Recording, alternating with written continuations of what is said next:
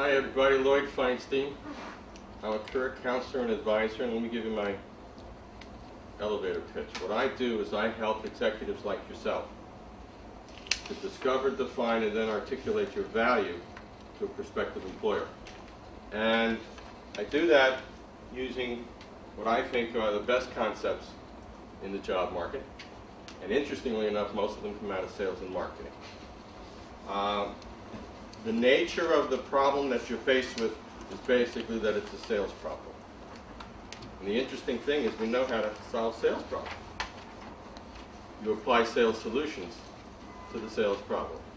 So if everything sounds familiar to those of you who have touched sales and marketing, it's because it comes out of sales and marketing. So this will be, I think, an approach that you'll identify with and you'll be able to easily transfer. Now, everybody should have 3 basic pieces of material. First is the handout entitled Positioning Yourself in the Senior Level Job Market. Second is the data sheet, which is confidential. I'll be sending you some really good material. And finally is the business card. So what I'd like you to do is I'd like you, just as an illustration of an interesting point, I'd like you to take out your business card if you have one and put it next to my business card. Okay, would you do that, please?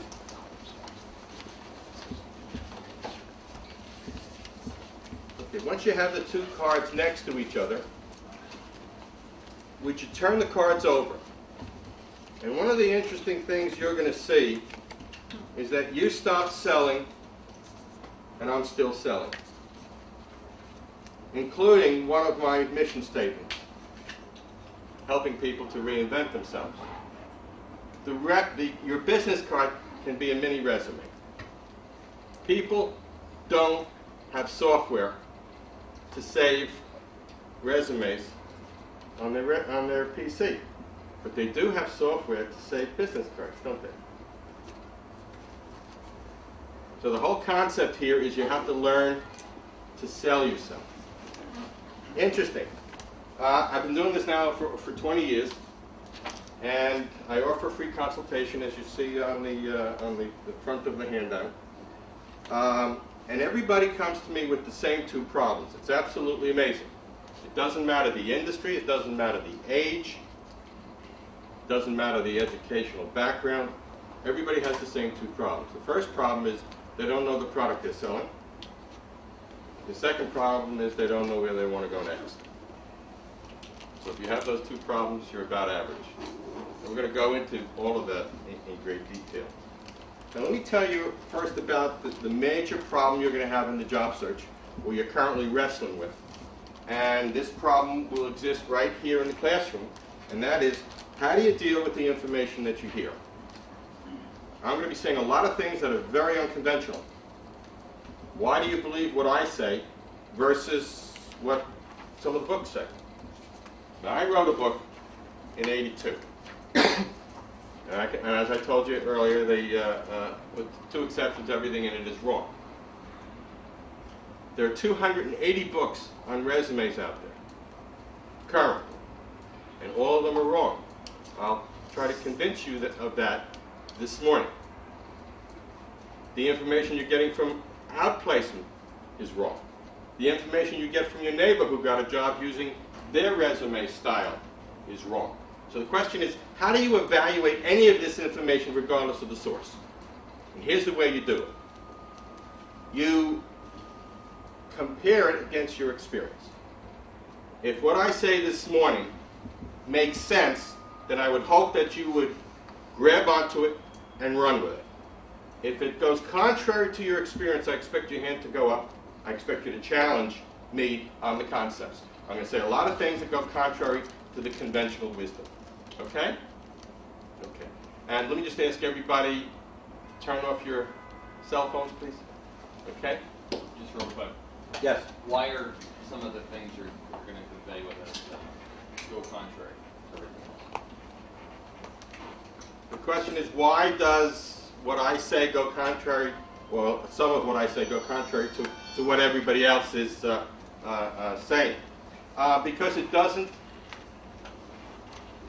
I guess the best way to answer that is that what I'm going to tell you reflects the hiring process accurately.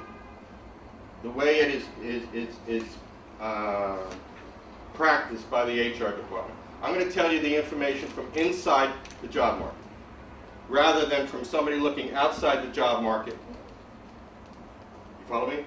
All right. What happens to most people, and it's a really interesting dynamic, and this is the only way I know to explain it, is that when you're in the hiring position here, and you lose your position, you're in this position, you know how people hire, you know how you hire. But when you go from this position to this position, and now you're a candidate instead of the hiring executive, you go through this green cloud that causes selective amnesia, and you forget what you wanted when you were in this position. I'm going to remind you of exactly what you wanted in this position, and you'll see how everything that you're doing, the conventional wisdom, violates the way you yourself recruited and hired people. Selective amnesia. You're all suffering from it. We'll try to correct that this morning.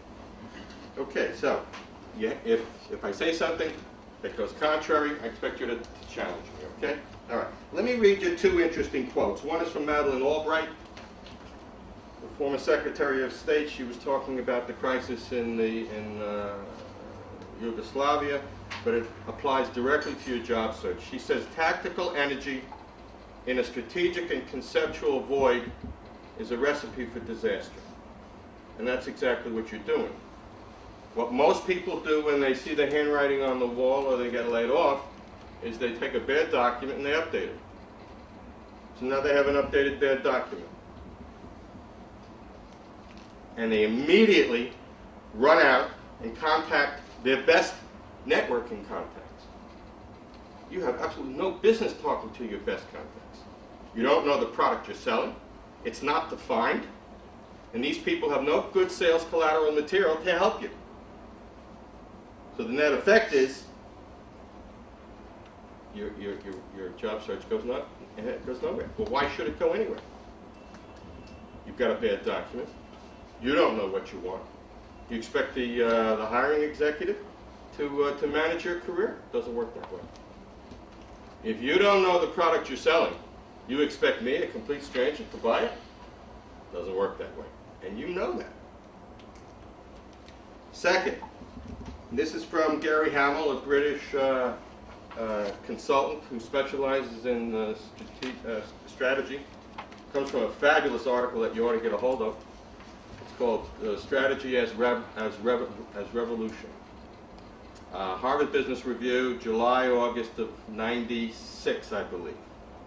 Listen to this quote. He says, there can be no innovation in the creation of strategy without a change in perspective. And that's exactly what we're going to do this morning. I'm going to make an attempt to change your perspective on how people hire. And in doing that, you'll be better positioned in the job market. Okay. Two additional quotes. One is Vince Lombardi's definition of luck. Anybody know it? He said, luck is preparation meeting opportunity. Write that down, please. Luck is preparation meeting opportunity. What good is the interview if you don't know the product that you're selling? What good is being in front of the best networking contacts if you don't know the product? Don't do it. One of the things I'm going to recommend is that you stop the job search and you take a hard look at everything you're currently doing and measure it against some of the ideas, the concepts, the strategies that I'm going to share with you this morning. Okay? The other is the question of confidence. Where does confidence come from? Anybody? Preparation. Knowledge of the subject. Absolutely. So what confidence really is a two-sided coin. The first part is knowing the product, knowing your accomplishments. The second, and by the way, that's very difficult because of the famous quote from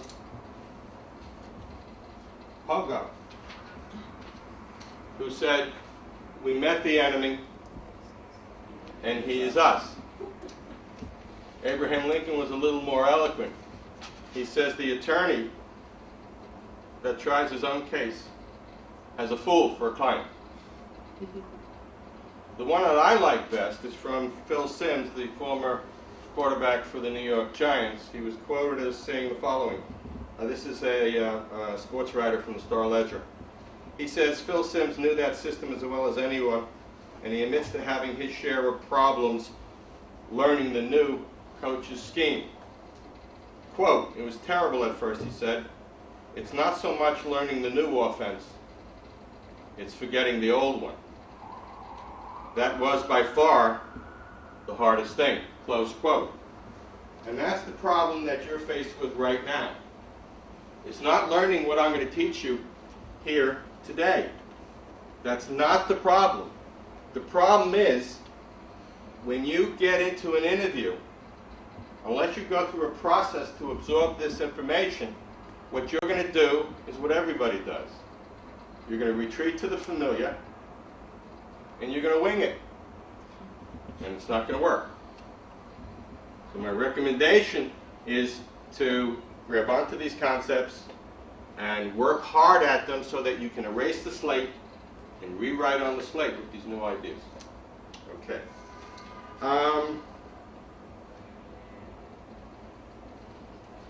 The final point, and this comes from George Bernard Shaw. It was publicized by a group called the Financial Executives Institute. George Bernard Shaw said the greatest problem with communication is the illusion that it's been accomplished. And that's exactly what you've done with the document. When we get to the resume a little later on in the program, I'm going to quote from some of the resumes that you were good enough to bring with you today, and you'll see exactly why that's the case. Okay, now, let me give you 4 things that I'm going to cover in the program, and we'll go through it and then we'll come back to it. The first thing is I'm going to get you to think like the hiring influence, not like a candidate. That's the first and probably the most important thing that we're going to accomplish this morning. Second, you're going to recognize that you only have 10 seconds of the reader's time, regardless of what you send into an organization. That's all you have. Third, I'm going to tell you how to avoid gatekeepers, and that came up very early in the discussion of the problems that people face. And finally, I'm going to show you how to manage the job search with no surprises for the reader.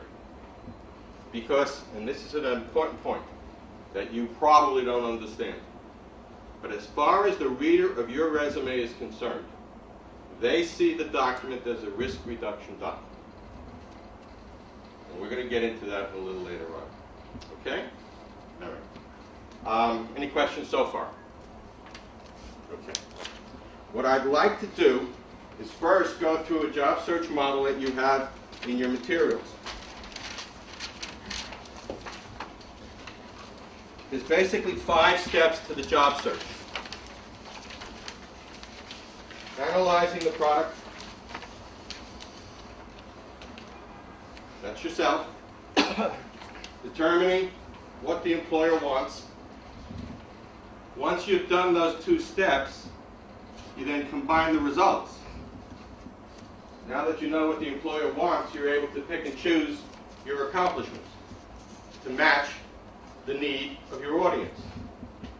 Classic marketing. Step 3, develop your marketing materials. And there's a lot of marketing materials. One of the biggest patterns I've seen in the last 3 to 5 years is that it's not enough to be able to get into the door for the interview. You need very good sales collateral materials to close. Because when you get up and walk out the door, the person you interviewed with becomes your salesperson. And if you don't make it easy for people to buy, guess what? We'll deep six it. We'll put it in the circular file. Did we receive your resume? Yes, we did, and we filed it. All right? So, once you've done this, you develop your marketing materials. Not only the resume and the cover letters, but marketing letters, best candidate for the position summary, deal sheets, and the most important piece is a proposal.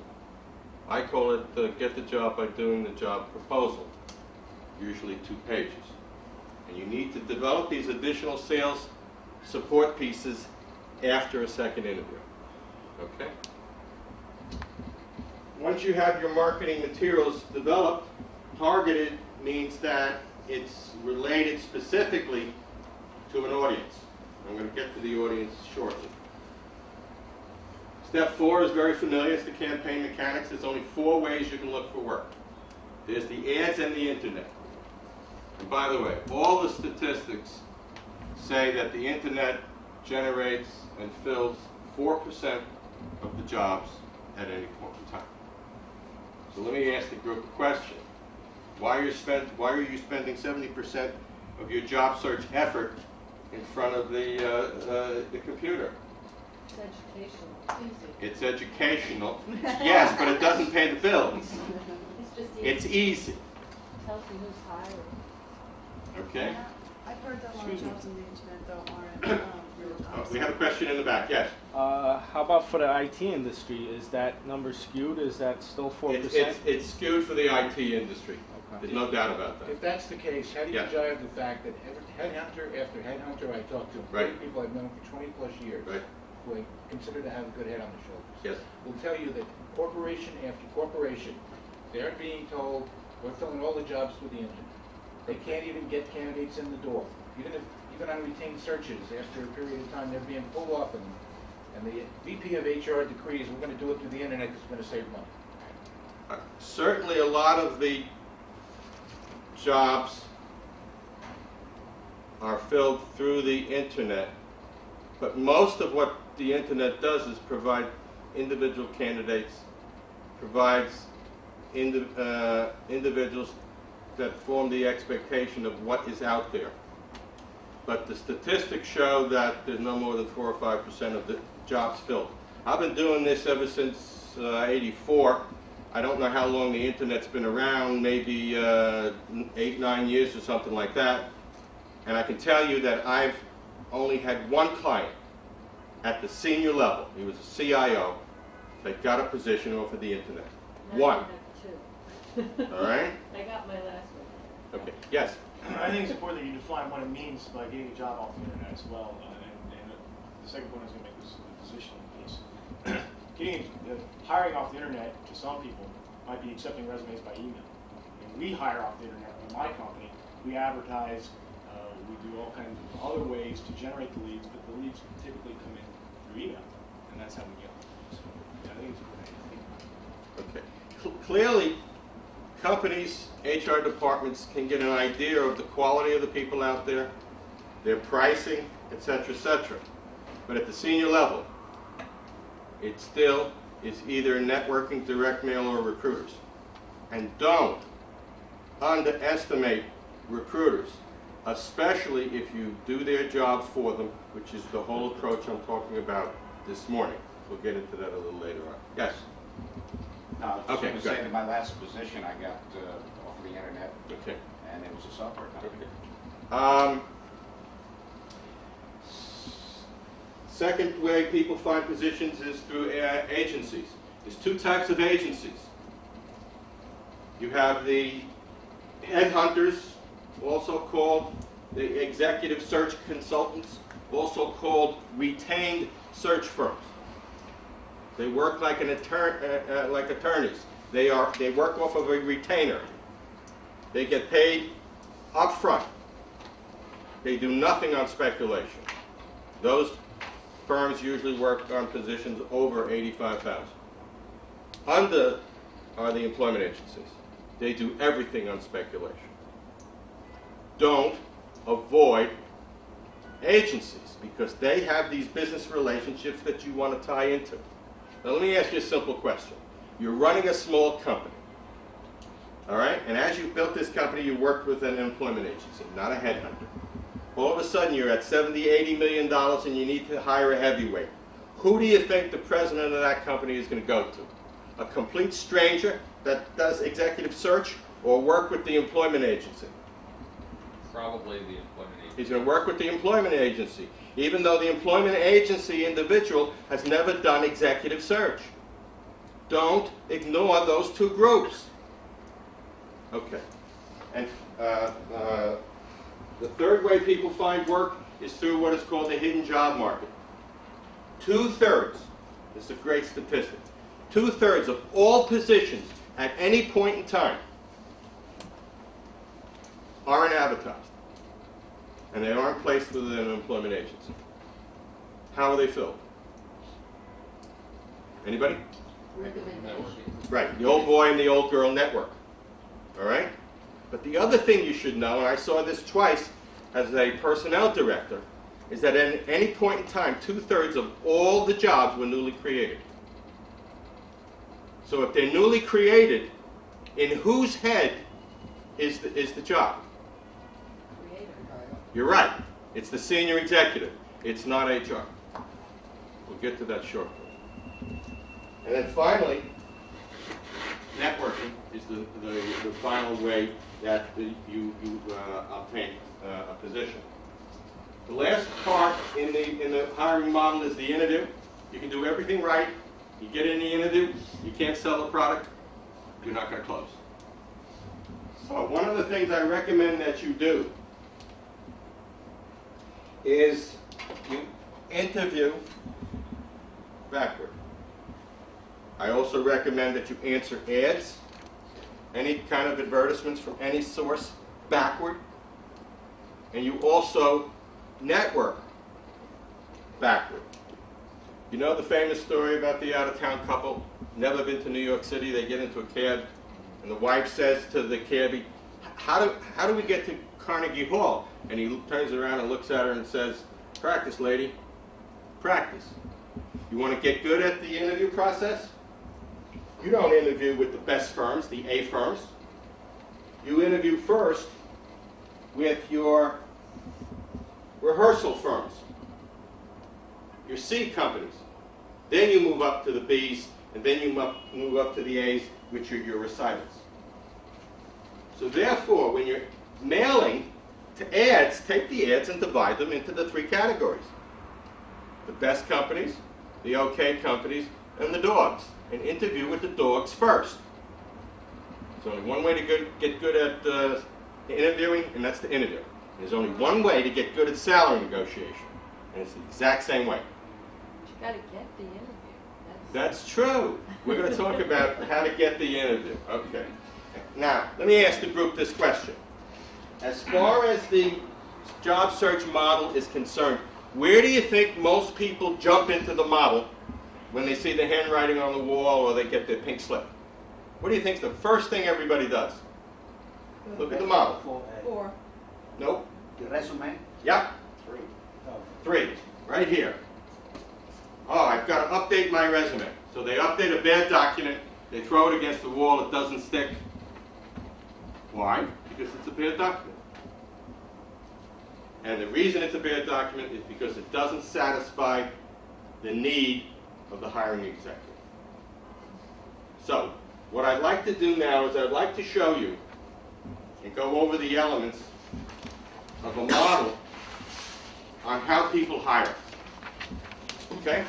As I go through the model, I'm going to ask for your agreement on certain pieces. And you can vote yes, no, etc. And again, as I go through the model, if anything goes contrary to your experience, raise your hand and question it. Okay? All right. The basis of the counseling program that Career Marketing presents is based on the human condition. Let me see if I can get everybody's agreement on this. The single most important thing you need to know about the job market, if not everything in life, is that the person who gets hired or promoted is not the person who's best qualified. It goes instead to the person that is perceived to be the best qualified. Is there anybody here that doesn't agree with that? All right, we have 100% agreement. It's not reality that counts in the job market, it's perception of reality.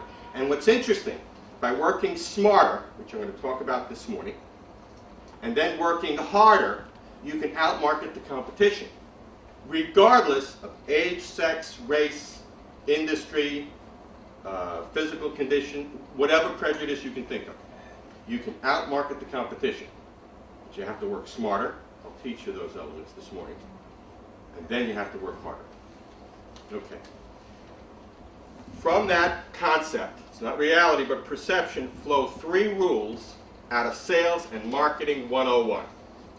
Rule number 1, it's not what you want to sell, it's what the customer wants to buy. Is there anybody that disagrees with that? I'll give you an interesting story. I'm working with this gal, and I said to her, she was an administrative type, I said, why do you have this accomplishment on your resume? And she looked at me incredulously and she said, well, that accomplishment took me to San Francisco. And God, I loved San Francisco. The reader doesn't care what you love. So, let's see a show of hands. How many of you have an objective on your resume? 1, 2, 3, 4, 5, 6, 7, 8, 9, 10. Don't you understand that as far as the reader is concerned, when they pick up your resume, I don't care what you want. That's your need. Your need doesn't count in the hiring equation. Don't tell me what you want.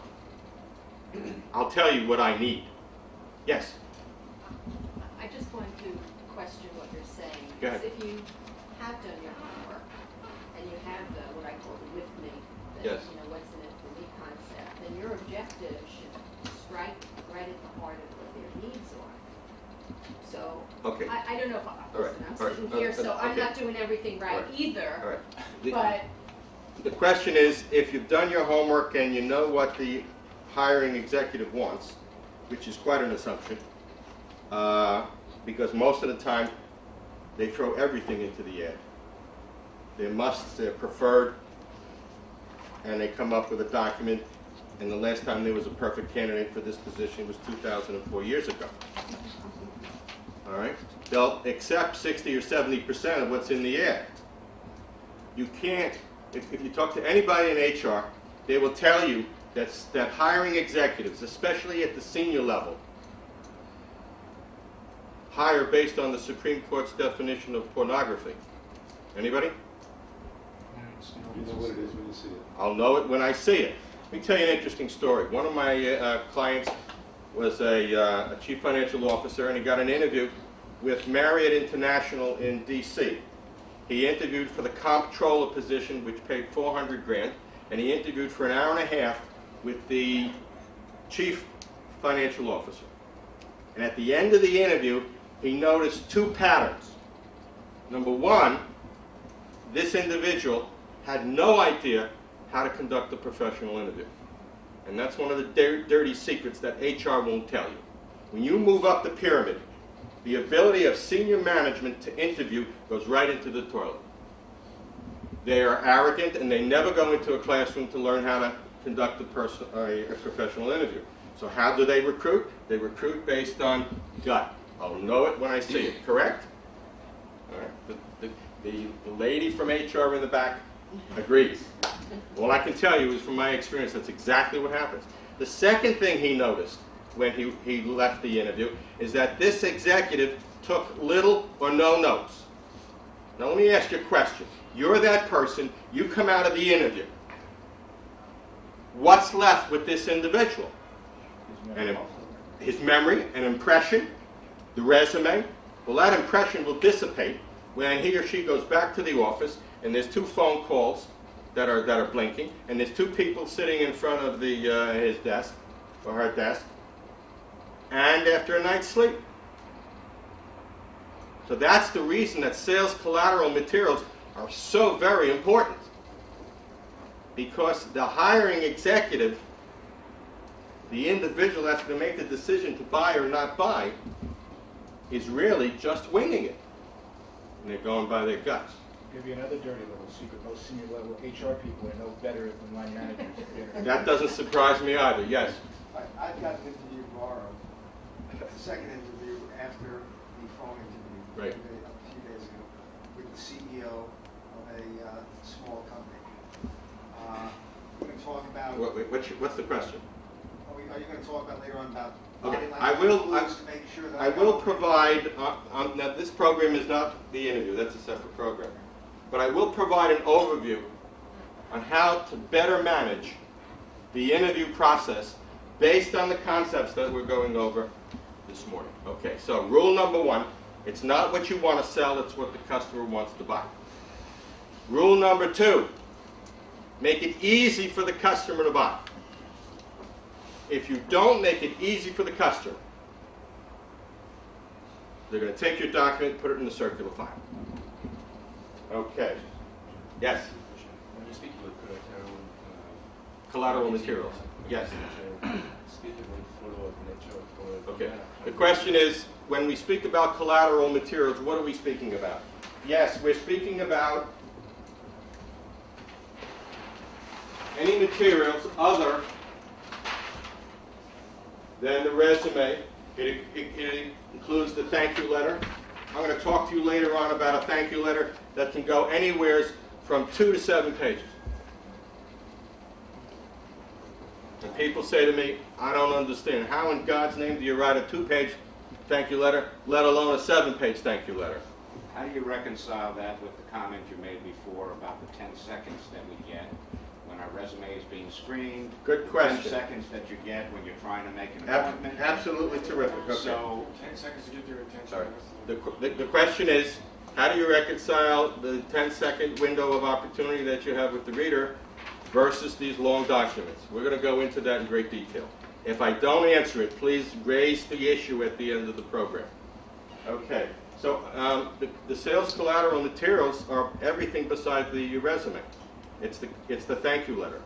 It could be the best candidate for the position. It could be the proposal, get the job by doing the job. There's a whole bunch of different ways. It could be gifting. The article on strategy is revolution. When you read it, you'll see how good this article is, and you can use it as a gift in the interview process, in the follow-up process, etc. Okay.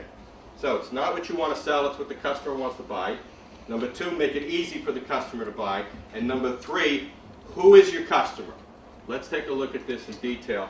And on that, we have some charts to illustrate this. Let me make this perfectly clear. HR is the enemy. I know I've run the department twice. We don't hire except for the HR department. We don't hire for any other department except HR. And how do you get What hired we into do is HR? we screen for all the other departments. How do you get hired into HR? But we don't screen, I'll answer your question in a second. We don't screen in, we screen out.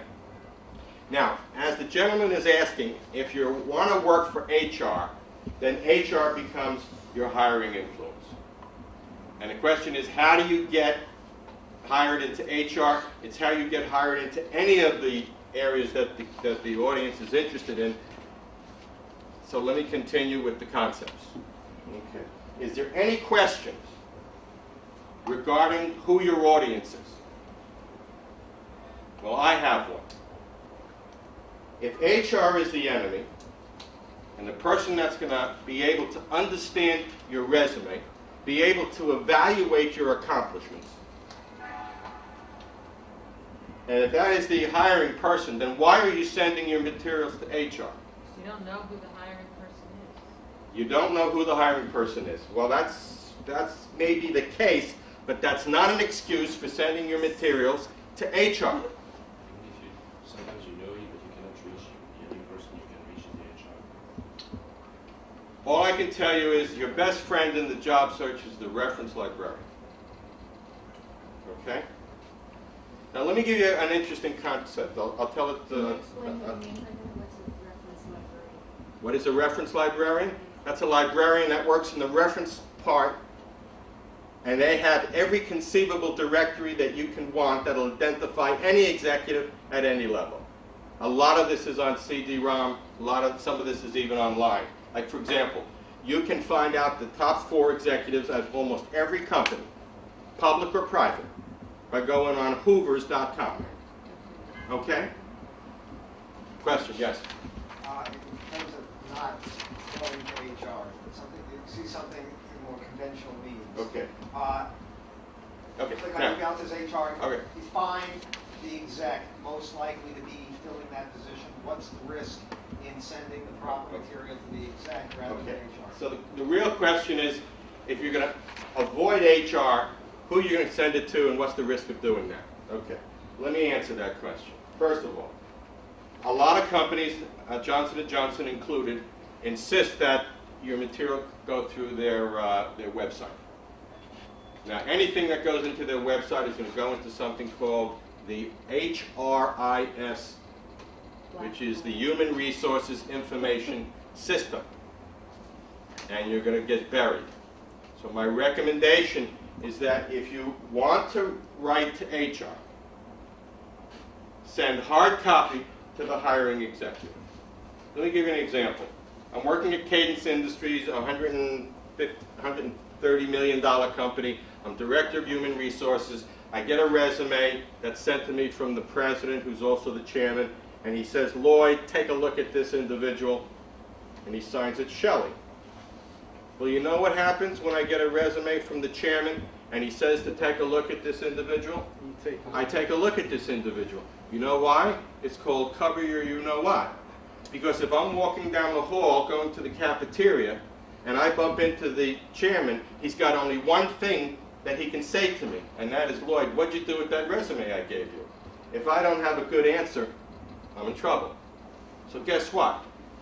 A resume coming down the organization, a marketing letter coming down the organization gets a much stronger read than if an HR executive, even the top HR executive, sends, say, a senior vice president of taxation a resume and says, Charlie, why don't you take a look at this candidate? Well, who are you to tell me what to do? How do you feel about that as an HR person if you've already got the resume? Okay. In other words, let me rephrase the question. How do I feel about the fact that the resume came down When you've already got it. when I've already got it? Well, first of all, it's a confirmation that I should take a look at the candidate, number one. Number two, it's not going to put my nose out of joint because I have to deal with it because it's coming from the senior executive who are my customers. Okay? There is a situation where it will annoy the daylights out of you. And that's where the job is been placed with an agency, especially the retained agencies, the headhunters. And you try to go around the headhunter and you go directly to HR or the hiring executive. Then what they do is they take that document and they give it to the recruiter, the headhunter. And the headhunter takes it and throws it in the garbage. Because you're trying to prevent them from earning their fee, or you're trying to damage their reputation. Don't go around the recruiter. But every time you see an ad, every time you see, and it doesn't matter who it says to send it to, respond twice. Electronically, it'll go to HR. But send hard copy to the hiring executive. Any question on who your audience is? The people that continually send to HR are basically those individuals that don't know better, or in all honesty, they're lazy. Yes? When you send a letter, the hard copy is going to the chairman or the CEO, what are the percentage of the chance that he opens it himself? Okay. What do you think about this? Great question. If you send, and I'm a big proponent of this, we're going to get to direct mail later on after the break.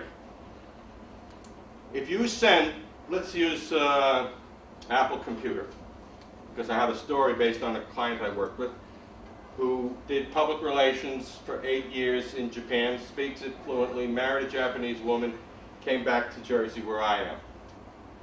And he loves Apple computers, and he keeps telling me that they don't know how to advertise to the layperson. They know how to advertise to the creative people, but not the lay people. So I said to him, stop complaining to me about it and write a letter to Mr. Jobs, who happens to be the president, chairman, whatever else title he has.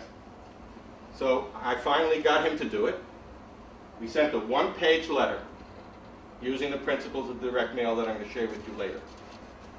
And 3 weeks after he mailed the letter, he received a telephone call from a woman that identified herself as the Senior Vice President of Corporate Communications for Asia Pacific, and the call came in from Tokyo. The first thing she said is, I received your letter that you sent to Mr. Jobs. I'll be at Macworld in a couple of weeks. Here's my telephone number. Call me at this time on this day. Now the question is, why did Mr. Jobs read his letter? Let me tell you something that perhaps you may be aware of or you may not be aware of. And you saw this in your own career. As you move up a pyramid with your promotions, you have to learn to do one thing extremely well. And that one thing is you have to learn to delegate. Because you can't do everything yourself. And as you delegate, you learn to delegate everything. And when you get to the top, you delegate everything with two exceptions. The first exception is the right to hire and fire, because that's where the power lies. The second thing you don't delegate is the right to go through your mail uncensored. Because whoever controls the information flow to you controls you. So the net effect is that you have the opportunity to speak to any executive for 10 seconds. It works. Okay? Any question on who your audience is? All right, let's move on. How does your audience look in a company? Okay. Let's assume this is you. Okay? And you have 4 direct reports, and this is the open position, and you want to fill this position. You basically have 2 motivations. The first motivation is to get the monkey off my back. Solve my problem, my need, my situation, my opportunity. That's the first motivator of the hiring person in filling this position. The second motivator is, and the young lady mentioned it, would you say it again? With them. What's in it for me? The most powerful radio station on the planet. And if you're not listening to this radio station, you're not managing your career. All right? Question, and I want to see, I want everybody to vote. Okay? So we have monkeys as a motivator, which is the problems. And we have with them, what's in it for me? How many think, now these are really 2 sides of the same coin, but one of them always comes first in the mind of the hiring executive. How many of you think that what's in it for me comes first in the mind of the hiring executive? Let me see your hands. Okay? 1, 2, 3, 4, 5, 6, 7, 8, 9, 10, 11. How many think it's the problems? 1, 2, 3, 4, 5, 6, 7, 8. Okay? The correct answer is the monkeys, the problems. Let me give you an example. If you're district managers for Kellogg's, the cereal company, and the company comes out with a brand new product, guaranteed to get rid of bad cholesterol, so you don't have to take the expensive medication anymore. All you have to do is eat the cereal. Now, you all assume that you're not going to be able to keep the cereal on the shelves. It's going to just fly off the shelves, right?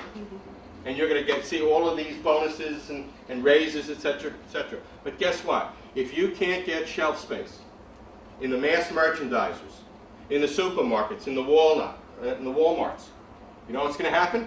You're going to get a pink slip. Don't talk to me about a raise, a bonus, or a promotion. I'll talk to you about a pink slip.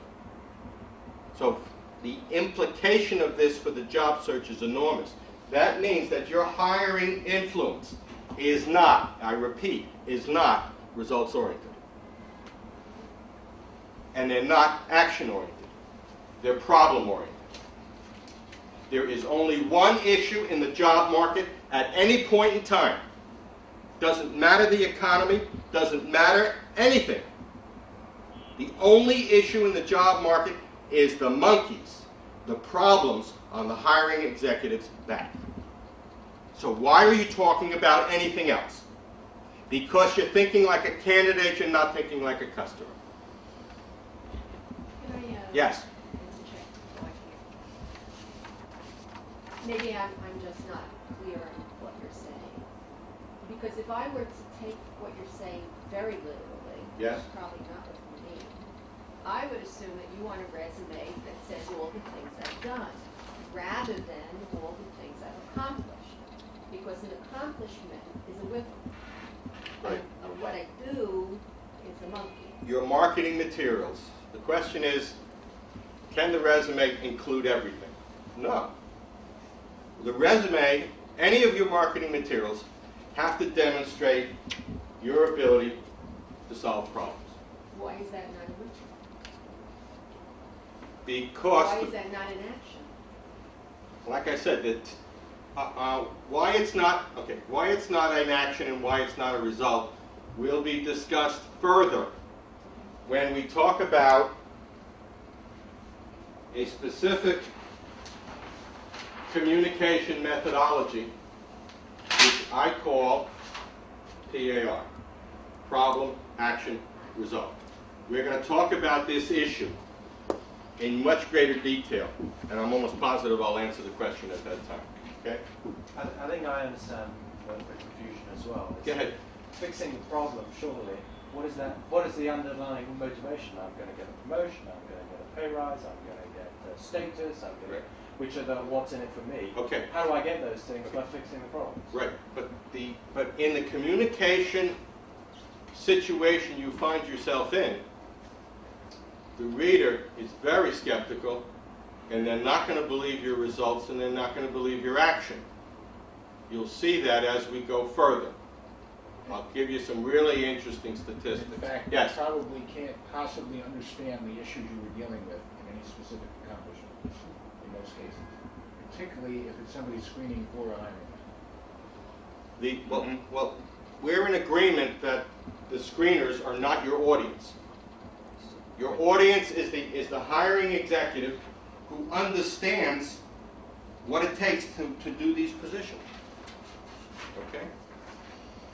The second thing you need to know is that the hiring influence speaks two languages. And your marketing materials have to be full of the two languages. The first language is jargon, the second language is numbers. Now let me tell you something interesting. I have worked over the last 5 years with over 115 members of a financial group called the FENG, Financial Executive Network Group. Do we have anybody here that's a member? Do we have anybody here that's in finance? Because you should be a member. It's free. It doesn't cost anything.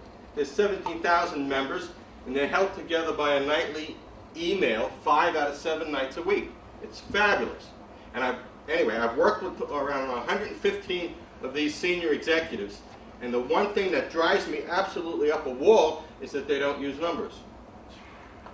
Now here you have a senior financial executive that's writing to another senior financial executive that's interested in filling a position that's a financial position, and they produce marketing materials that have no numbers in it.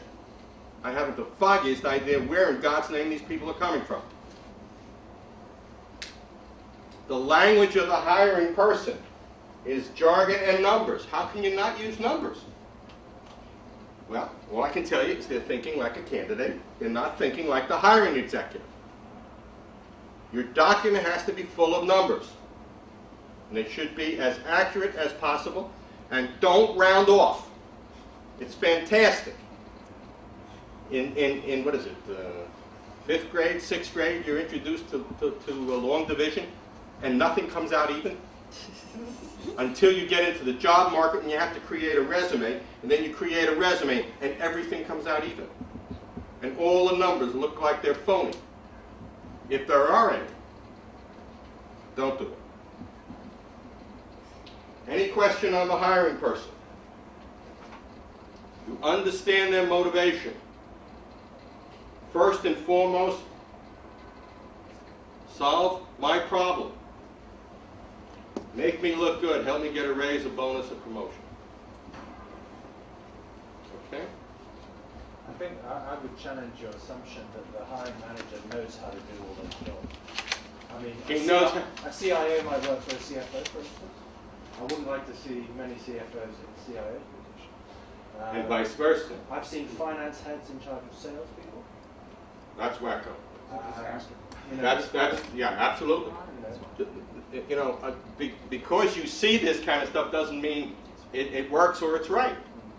But I mean, there's a basic concept, and you know this, that if you're a district sales manager and you're supervising these 4 sales representatives, if you've never been a sales representative, you're in trouble because these people can run circles around you with all of the different excuses. How come you didn't submit a call report? And they start to tell you all of the ways that they can. But if you've been there, they can't fool you. It's I think, a sign of a weak organization where they put the wrong manager supervising the wrong function. But it happens. Okay. Question. Yes. I'm assuming when you're saying hiring influence, it's not the highest level of the organization. It's the direct level above you. It's In the the level organization. above the position you want. You're seeking. That's correct. Okay. In other words, this is the person that you want to write to for this position. Right. Yes. So if a CFO is going to hire me, there's no point in me sending anything to a CEO. Well, it depends. If in doing your research, you can sometimes find out who this person is. Sometimes you can't. If you can't, then send it to some of the other individuals because they know who that person is in the organization. And if they like the paper, Gotcha. if it makes it easy for them, if it shows quality and value, they'll pass it along. That's the reason I think it's so much better to go to Hoover's, find out who the top executives are, even though you want a position that's under a controller and you can't get the name of the controller without having to subscribe to these services, which are expensive, so send it to the CFO. If the CFO has good communication with his controller, he knows that there's an open position for an assistant controller.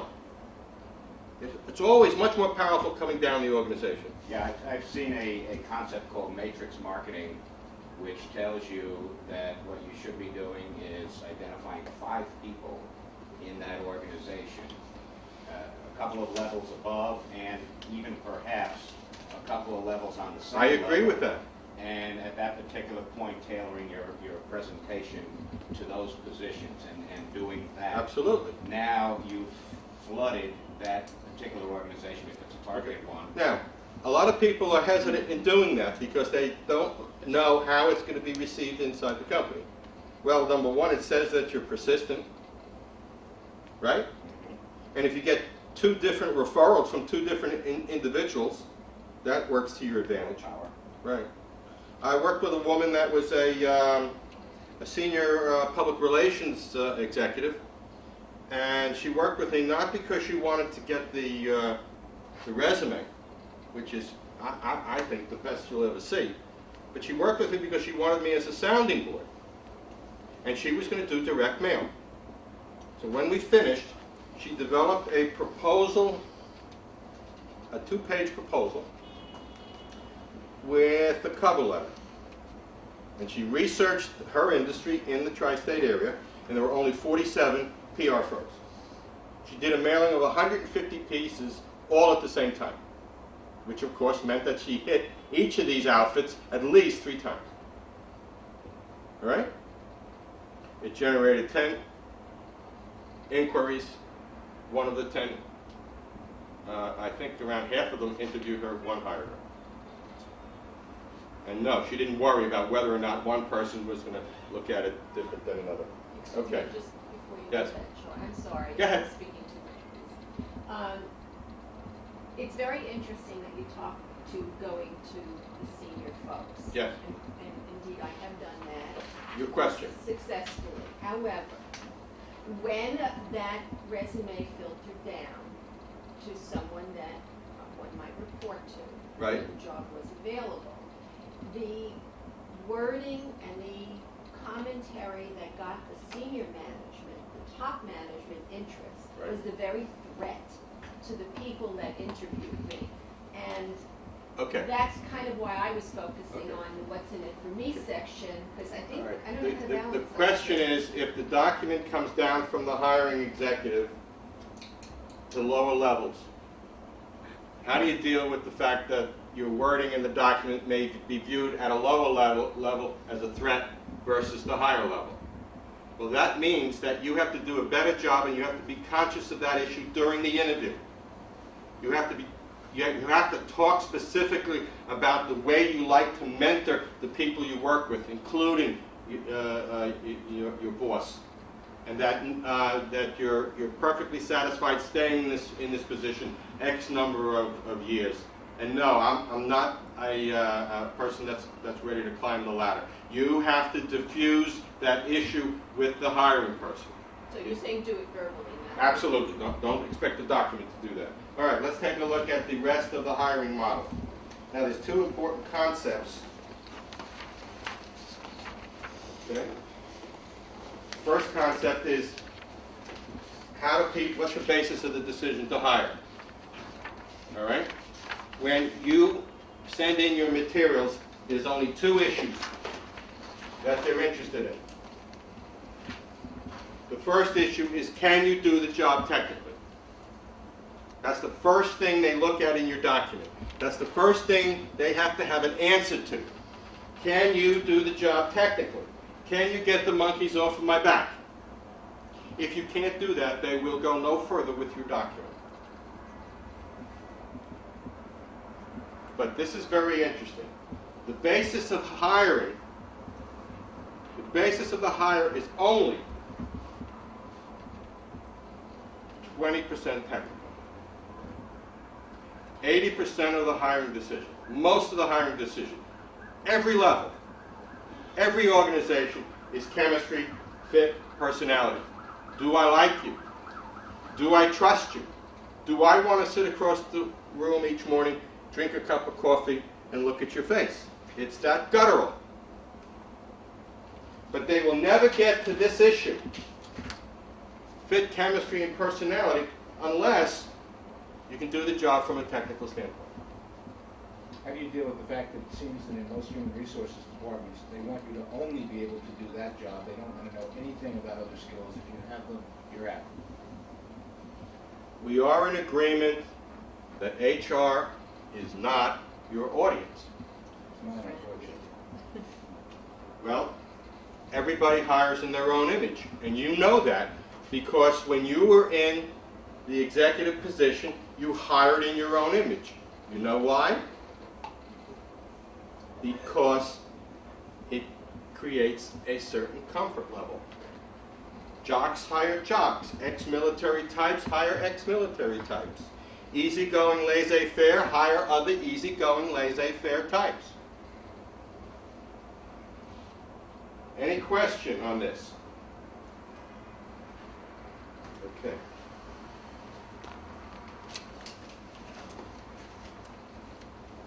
The amount of time you have with the reader when they pick up your materials is 10 seconds. That's your window of opportunity. You have only 10 seconds.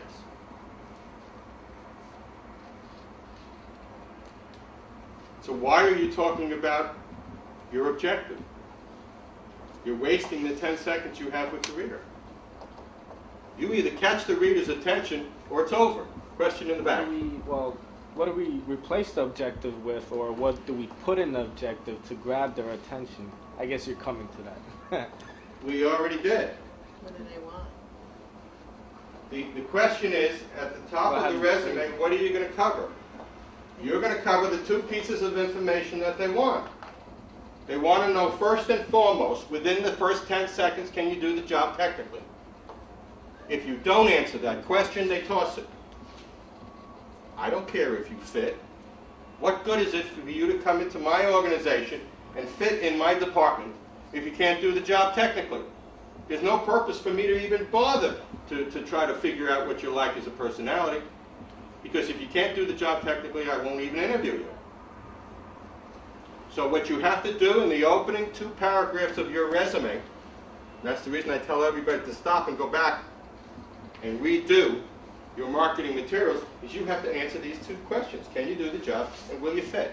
And if your resume doesn't do that, stop the job search, because that's the orientation of the hiring person. And you know it, because that's exactly what you did when you were the hiring person. So why are you thinking like a candidate?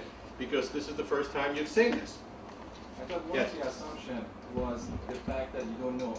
You're writing to the senior managers because you don't know if they have an opening. Terrific. All right. The question is, if you're writing unsolicited to somebody, how do you know they have the position open or not? You don't need to know that they have the position open. Right. That's what I'm saying. That then. Okay. All you need to know is that your background and experience may very well be better than the person that's occupying the position. There's an interesting concept, and let me introduce it to the group now. And this concept is called OPJs.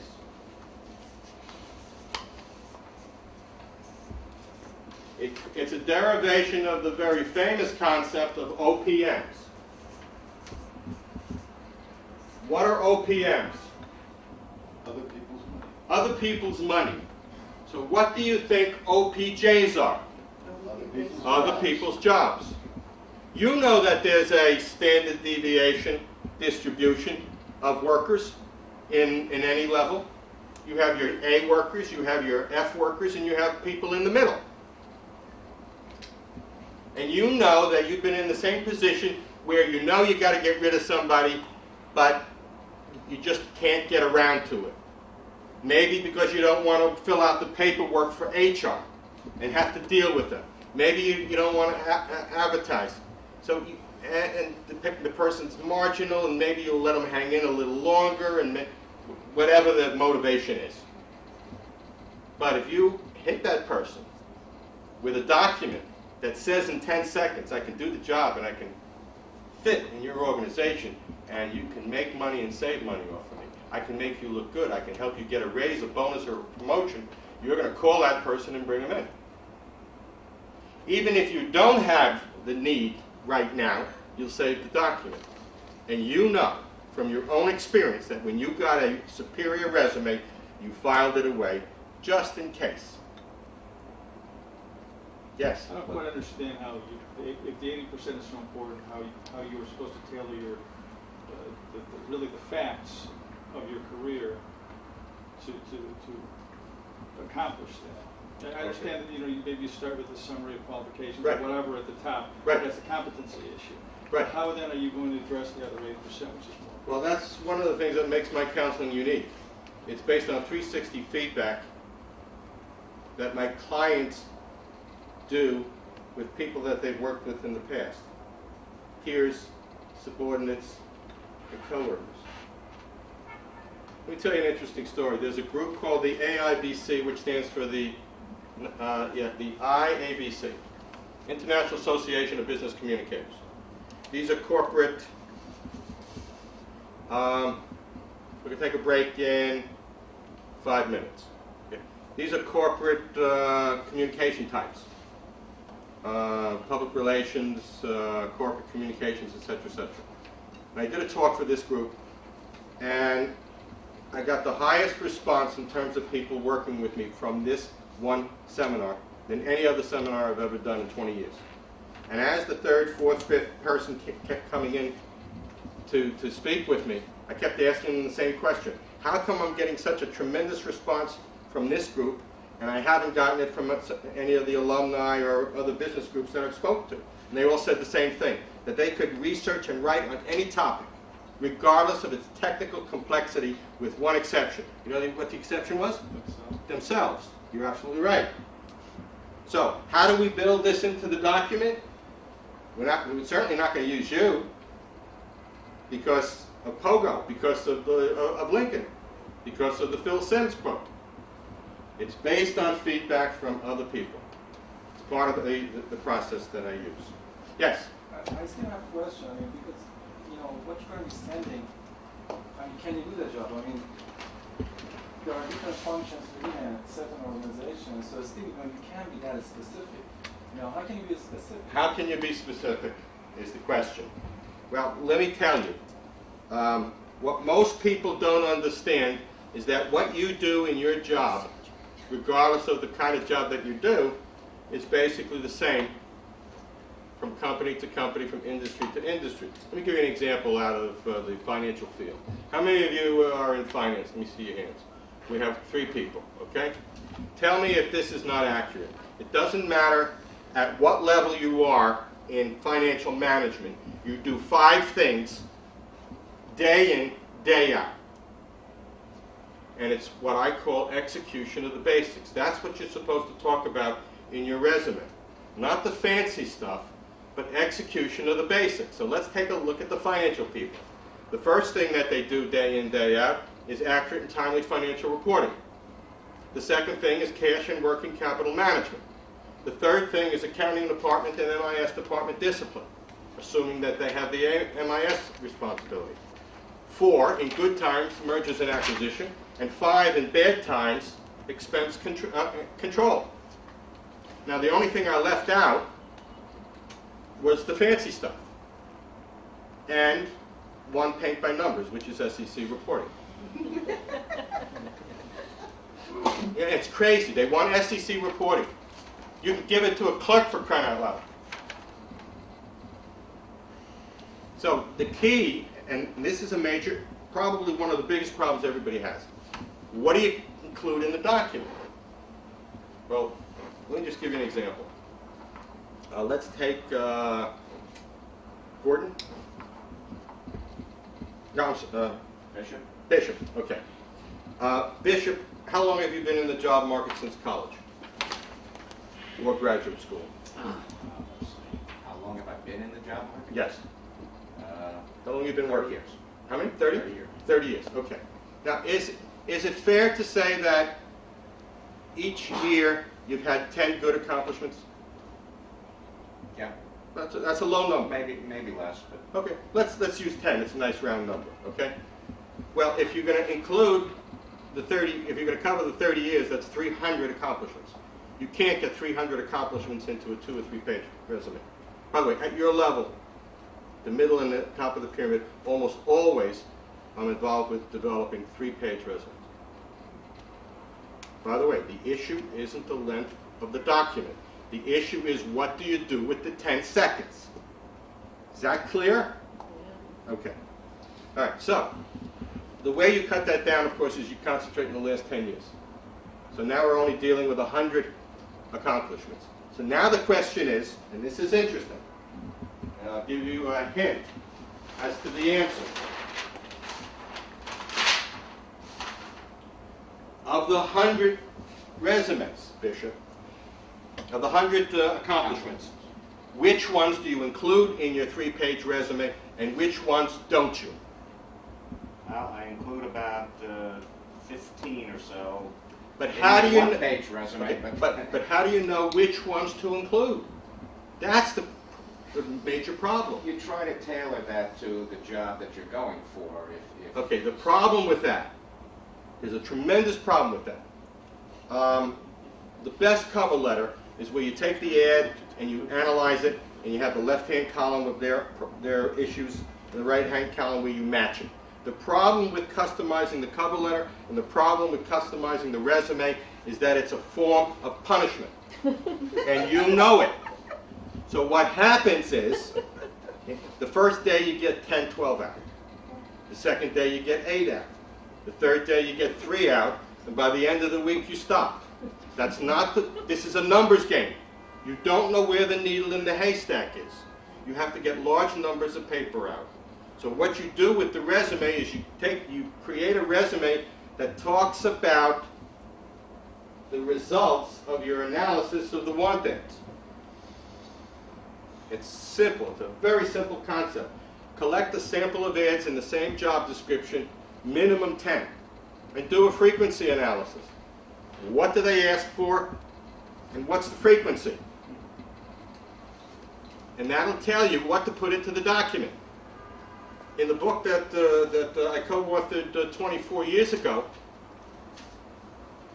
we have a want-ad analysis for a financial analyst. And the four things they asked for a financial analyst 24 years ago is identical to what they're looking for now. They wanted to analyze financial statements, capital expenditure evaluation and analysis, good interpersonal skills and communication skills, and good computer skills. Nothing's changed in 24 years. Okay, let me just finish one point and then we'll take a break. All right, does everybody understand? Yes?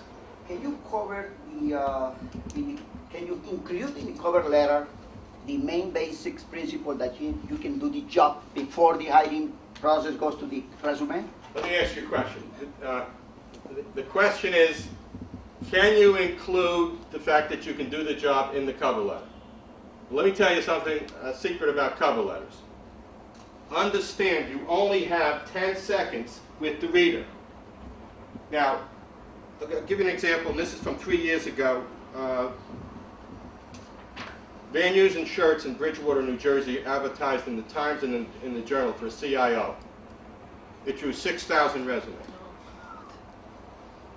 Do you have any idea what 6,000 resumes look like? It would fill up this table. Now, somebody has to go through these things. All right? And guess what? Do you think we're going to read cover letters? Let me leave this point and we'll come back to it after the break. I'm going to teach you how HR can analyze any resume within 10 seconds. Yes, I know you agonize for hours, weeks, and months to create this document, but those of us who have these 6,000 to go through, we can analyze your document in 10 seconds. I'll give you the trick when we come back from the break. All right, I got around 5 after. Let's come back at a quarter after. Thanks very much.